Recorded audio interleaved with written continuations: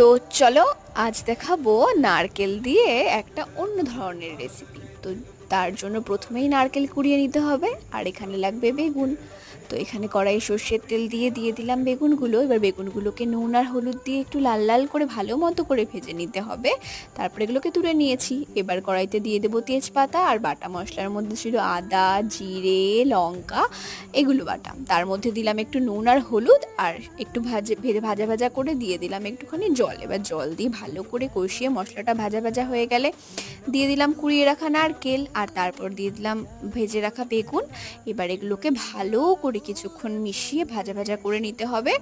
আর এবার দিতে লাগবে হচ্ছে গন্ধরাজ লেবু পাতা। এই জন্য আমি চলে এসেছি গন্ধরাজ লেবুর গাছের কাছে পাতা নিতে। এই পাতাগুলোকে ধুয়ে ছিঁড়ে তারপর এই নারকেলটার মধ্যে দিয়ে ভালো করে মিশিয়ে নিলেই রেডি গন্ধরাজ নারকেল। এবার এটা দিয়ে ভালো করে গরম ভাত মেখে খাবো, দারুণ লাগবে।